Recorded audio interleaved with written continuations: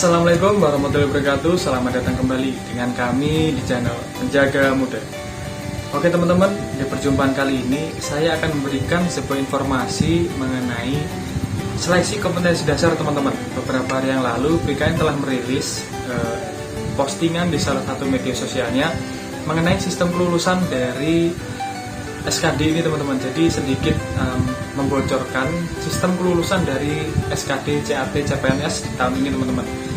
Sebelum kita mulai, jangan lupa untuk klik tombol like terlebih dahulu, lalu klik tombol subscribe dan nyalakan lonceng notifikasinya agar kalian tidak ketinggalan konten-konten selanjutnya.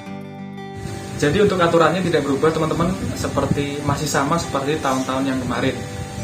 Jadi secara garis besarnya BKN merilis sebuah informasi yang berisi tentang penentuan peserta SKD yang berhak lanjut ke tahapan seleksi kompetensi bidang atau SKB, di mana pengumuman hasil SKD ditentukan paling banyak 3 kali jumlah kebutuhan jabatan berdasarkan peringkat tertinggi dari yang memenuhi nilai ambang batas.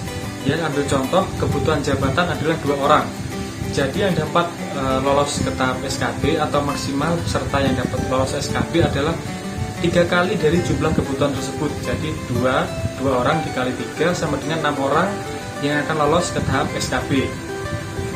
Jadi ini mudah untuk kalian pahami bahwa yang dapat lolos ke seleksi kompetensi bidang adalah 3 kali formasi teman-teman dari yang lolos SKD. Lalu kemarin pun ada yang bertanya kepada saya, Bang, apakah kalau kita tidak lolos SKD atau kita nilai tidak memenuhi ambang batas, apakah akan langsung dinyatakan gagal atau bagaimana, atau pemeringkatan lagi atau bagaimana? Maka langsung saya jawab, jika kalian nilainya tidak memenuhi ambang batas, maka otomatis kalian akan gagal teman-teman. Mengingat pesaing-pesaing di tahun ini dan di tahun kemarin itu nilainya sangat tinggi-tinggi. Bahkan kalian lolos passing grade pun masih bisa kalah di pemeringkatan teman-teman.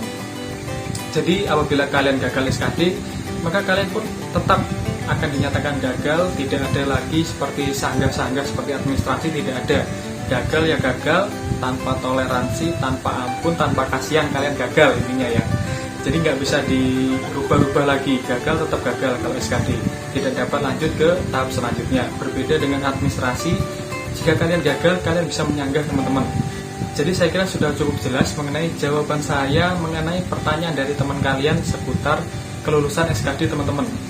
Lalu saya lanjut lagi, ini masih penjelasan dari BKN juga mengenai sistem kelulusan dari SKD. Nah, jika terdapat pelamar yang memperoleh nilai SKD yang sama, jadi total nilai SKD sama dan berada pada batas 3 kali kebutuhan jabatan, maka penentuan kelulusan SKD secara berurutan dimulai dari nilai yang tertinggi, yaitu dari TKP, setelah itu TIU, lalu TWK. Jika ketiga nilai sama, jadi jika ketiga nilainya masih sama, otomatis semua pelamar itu diikutkan SKB teman-teman. Jadi jika nanti di ambang paling bawah, jadi di kelulusan itu kan ada yang paling bawah itu. Nah, terdapat 3 orang yang nilai SKD-nya sama, jumlah nilai SKD-nya sama, maka akan dihitung atau diseleksi lagi dari nilai TKP yang tertinggi teman-teman. Nilai TKP yang tertinggi itu yang akan lolos. Namun jika nilai TKP-nya masih sama lagi, maka akan dilihat dari nilai TIU yang tertinggi teman-teman. Nah, jadi 3 orang ini akan dilihat. Yang pertama dari nilai TKP-nya, siapa yang paling tinggi dia yang akan lolos. Jika masih sama nilai TKP-nya, maka akan dilihat dari nilai TIU. Dilihat dari nilai TIU yang tertinggi, dia yang akan lolos teman-teman.